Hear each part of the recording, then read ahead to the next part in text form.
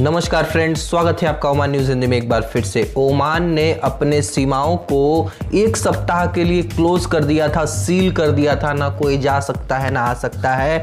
इसके बारे में सुप्रीम कमेटी ने एक मीटिंग करके फैसला लिया है कि हम 29 तारीख यानी 29 दिसंबर को अपनी सीमाएं फिर से खोल रहे हैं।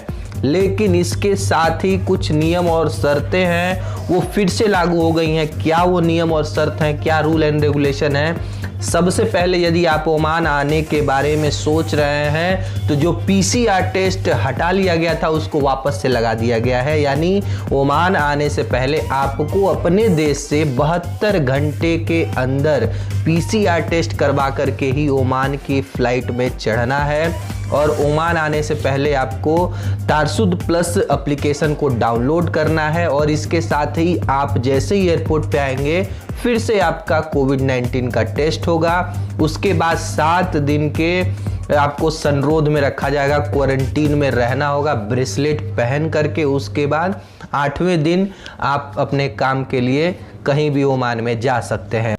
रविवार को सुप्रीम कमेटी के आंतरिक मामलों के समिति के अध्यक्ष सैयद हमूद बिन फैसल अल बसैदी ने एक बैठक की अध्यक्षता की, जिसमें यह डिसाइड हुआ कि 29 दिसंबर 2020 से ओमान में बाई वाटर, बाई रोड या बाई एयर हर तरह से हम सीमाओं को ओपन कर रहे हैं। लेकिन उन्होंने नागरिकों और प्रवासियों को एक चेतावनी भी दी कि यदि बहुत जरूरी हो तभी आप विदेश की यात्रा कीजिए, अन्यथा यात्रा करने से बचिए।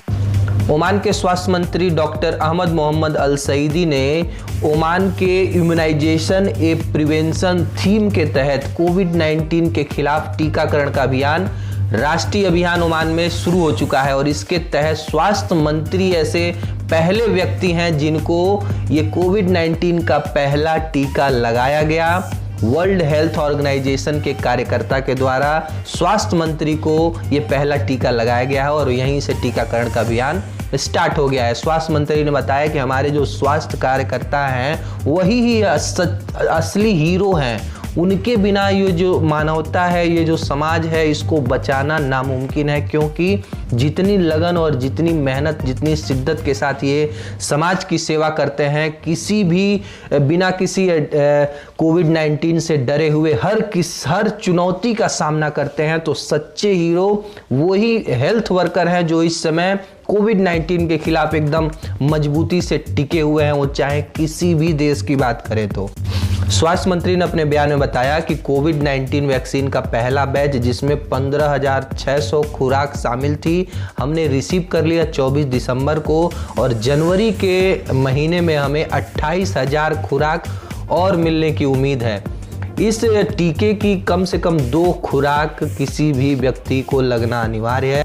नेशनल सेंटर फॉर स्टैटिस्टिक्स ने एक आंकड़ा जारी करते हुए बताया कि जनवरी से नवंबर 2020 तक लगभग 2,72,126 प्रवासी मजदूरों ने ओमान को छोड़ दिया है। काम नहीं मिलने के कारण या सैलरी समय पे नहीं मिलने के कारण कोविड-19 का सबसे बड़ा इफेक्ट किसी पे हुआ है तो वो मजदूरों पे हुआ है, जो अपनी रोजी रोटी चलाने के लिए ओमान में गए थे। लेकिन 11 महीने के अंदर लगभग 2,72,126 लोगों ने ओमान को छोड़ दिया है। और जो ओमान में सबसे ज़्यादा गैर ओमानी जो श्रमिक हैं, प्रवासी श्रमिक, उसमें नंबर 1 पे बांग्लादेशी लोग हैं जो सबसे ज़्यादा अभी भी ओमान में हैं। दूसरे नंबर पे भारत के लोग हैं और तीसरे नंबर पे पाकिस्तान के लोग हैं।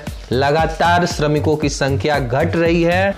जैसा कि आप जानते हैं कि ओमान में आने से पहले आपको हेल्थ इंश्योरेंस करा करके ही आना है। इसी के संदर्भ में एक न्यूज आ रही है कि डोफार इंश्योरेंस कंपनी, जो ओमान की जानी मानी इंश्योरेंस कंपनी है, जीवन बीमा ये कराती है। इस कंपनी के द्वारा लोग अपने अपने जीवन बीमा कराते हैं। इन्होंने एक पोर्टल लॉन्च किया है, एक वेबसाइट के माध्यम से आप घर बैठे ऑफिस में या कहीं से भी अपना हेल्थ इंश्योरेंस इस कंपनी के द्वारा करवा सकते हैं, ताकि आप ओमान में जब भी आएं तो इस टॉप लेवल की कंपनी के द्वारा आपका इंश्योरेंस हुआ रहेगा, तो क्लेम मिलने में कोई प्रॉब्लम नहीं होगी।